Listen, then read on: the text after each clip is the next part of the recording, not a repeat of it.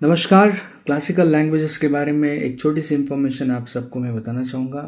पहले कितनी classical languages थी, अब कितनी क्लासिकल लैंग्वेजेस हैं, इसके बारे में मैं आपको इस वीडियो में इन्फॉर्मेशन बताऊँगा। साथ ही साथ सबसे पहली जो क्लासिकल लैंग्वेज थी वो कौन सी थी, इसके बारे में भी मैं आपको इन्फॉर्मेशन बताऊँगा। सारी लैंग्वेजेस मैं आपको बताऊँगा जो कि फ़िलहाल क्लासिकल लैंग्वेज कहलाती है। देखिए, फ़िलहाल यानी 2025 अभी चल रहा है। अभी जो क्लासिकल लैंग्वेज है, total number of classical languages फ़िलहाल 11 है, 11 है। वो कौन सी है? तो सबसे पहले मैं आपको वन बाय वन लैंग्वेजेस बता देता हूँ। देखिए, तमिल, संस्कृत, तेलुगु, कन्नड़, मलयालम एंड ओडिया, ये कितनी हो गई? ये 6 लैंग्वेजेस। 2024 में 5 और क्लासिकल लैंग्वेज या लैंग्वेजेस का समावेश क्लासिकल लैंग्वेज में किया गया। वो कौन सी है? मराठी, पाली, प्राकृत, आसामी एंड बंगाली। बंगाली हम जिसे कह सकते हैं। तो इन 5 लैंग्वेजेस का समावेश क्लासिकल लैंग्वेजेस में 2024 में किया गया। तो कुल मिला के फ़िलहाल 11 क्लासिकल लैंग्वेजेस हैं। क्लासिकल लैंग्वेजेस के बारे में और एक इम्पॉर्टेंट इन्फॉर्मेशन मैं बताना चाहूँगा आपको कि बेसिकली इसके लिए निकष क्या होती है। निकष मैंने यहाँ पे आपको दिए हैं, आप ये निकष पढ़ सकते हो, लेकिन मैं ओरली भी आपको ये निकष बताना चाहूँगा।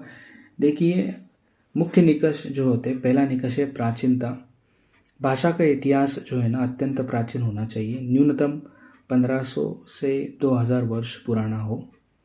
समृद्ध साहित्य, उस भाषा में प्राचीन काल से लेकर आज तक एक मूल्यवान और समृद्ध साहित्यिक परंपरा का अस्तित्व होना चाहिए जो उसका एक महत्वपूर्ण हिस्सा हो। स्वतंत्र मूल यानी भाषा का अपना स्वतंत्र और मौलिक स्वरूप होना चाहिए, यानी वह किसी अन्य भाषा से सीधे उधार ली हुई नहीं होनी चाहिए। अखंडित परंपरा, प्राचीन और वर्तमान काल के बीच भाषा के स्वरूप और यात्रा में निरंतरता दिखनी चाहिए।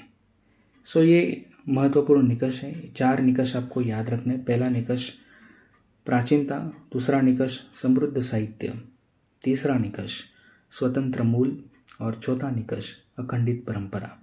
तो ये महत्वपूर्ण निकष है। अभिजात भाषा का दर्जा अगर किसी भी लैंग्वेज को देना हो तो ये 4 निकष उस भाषा ने फुलफिल करने चाहिए।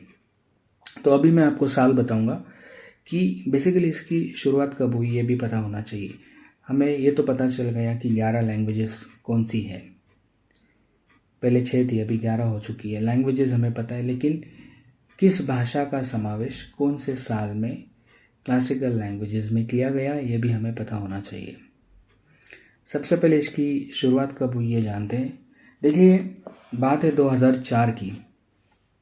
2004 में केंद्र सरकार ने, मैं आपको डेट भी बताना चाहूँगा, एग्जैक्ट डेट 12 अक्टूबर 2004, केंद्र सरकार ने क्लासिकल लैंग्वेजेस की एक नई श्रेणी तैयार की और इस श्रेणी में सबसे पहली क्लासिकल लैंग्वेज तमिल लैंग्वेज को डिक्लेयर किया गया।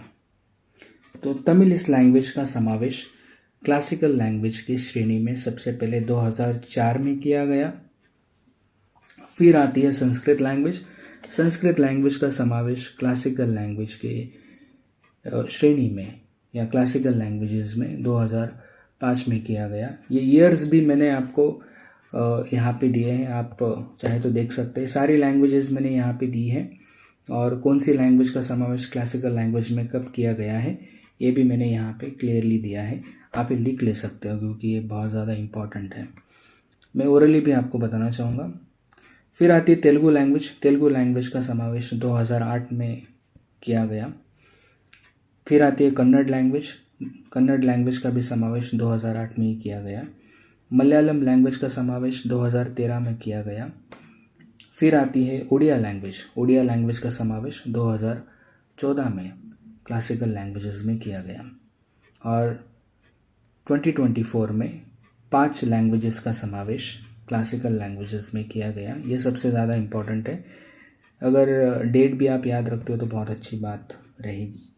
3 अक्टूबर 2024 को ये जो 5 लैंग्वेजेस हैं, मराठी, पाली, प्राकृत, आसामी, बंगाली, इनका समावेश क्लासिकल लैंग्वेज में किया गया।